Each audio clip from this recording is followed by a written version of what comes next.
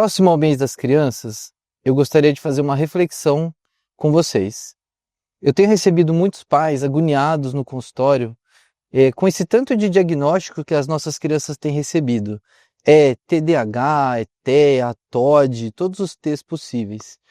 E na minha observação, a gente tem atropelado um pouco algumas questões que eu quero fazer de reflexão para a gente hoje. A gente entende que as crianças passam por divergências durante a infância, elas carregam traumas da gestação, elas sofrem com o meio em que elas vivem, com as influências externas. E muitas vezes, todas essas questões contribuem para que a gente rotule elas. Então, muitas vezes, a escola traz um questionamento, a escola observa alguma questão, os próprios pais trazem dentro do consultório muitas dúvidas. E realmente são diagnósticos que, apesar de conterem já alguns métodos validados e profissionais extremamente capacitados para fechar esses diagnósticos, a gente ainda tem um índice grande de confusão a respeito disso. Então, a gente tem observado que assim como cresce os diagnósticos e a quantidade de crianças rotuladas com esses diagnósticos, também cresce o índice de erro que isso carrega. Então, a gente banalizou, de alguma certa forma, para muitas crianças que a gente tem pouco controle, vamos dizer assim, né, sobre as questões emocionais, que a gente tem pouca observação sobre o meio em que elas vivem, a gente banalizou e colocou todas elas na mesma caixinha. E aí, tentando colocar e espremer todas elas dentro da mesma caixinha, a gente confunde tanto o que a gente tem que fazer com elas e o que espera delas. A gente observa que a medicina tem feito um movimento de tentar medicar essas crianças, de oferecer terapia para essas crianças, e tudo isso é válido. A nossa conversa aqui não é para invalidar nenhum método diagnóstico, não é para invalidar nenhuma terapêutica que já existe consolidada para tratar e auxiliar essas crianças, é fazer uma reflexão.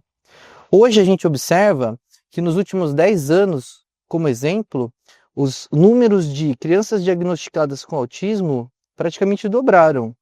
A gente tem uma estatística de 10 anos atrás de uma criança diagnosticada para cada 68. Hoje a gente traz um número de 1 para 31. Então a gente observou que esse crescente número, claro, faz parte de um desenvolvimento da medicina. A gente conseguiu observar mais essas crianças.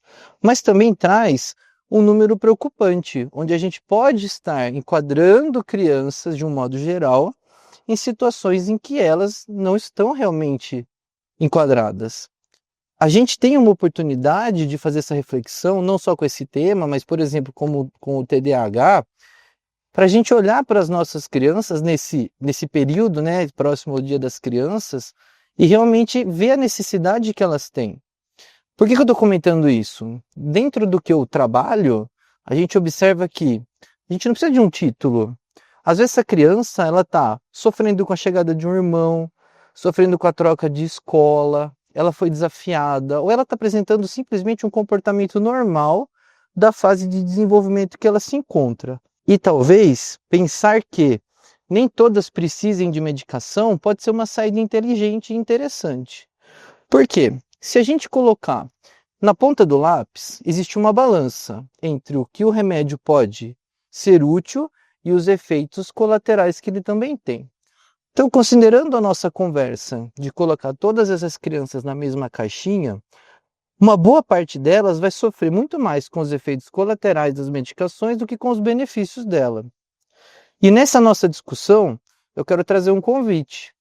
Talvez olhar para essas crianças de uma maneira mais integrativa e contar com as outras oportunidades que a medicina também desenvolveu ao longo do tempo para poder auxiliar elas, como a homeopatia, a medicina endocannabinoide. A gente tem observado que essas alternativas, com consideráveis efeitos colaterais muito menores ou ausentes, podem estar contribuindo também para a melhora da qualidade de vida dessas crianças.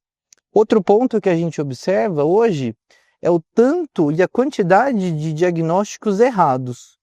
É fácil achar essas estatísticas. A gente pesquisa na internet e encontra uma série de crianças que são diagnosticadas, às vezes muito precocemente, ou com algum viés de interpretação de escola, de família, ou alguma situação estressante, algum trauma na vida, e essa criança acaba levando esse rótulo para toda a vida. Ela passa a ser um indivíduo com transtorno de déficit de atenção ou com transtorno do espectro autista. A gente tem que ouvir e tem que prestar atenção se é realmente tudo isso que está acontecendo.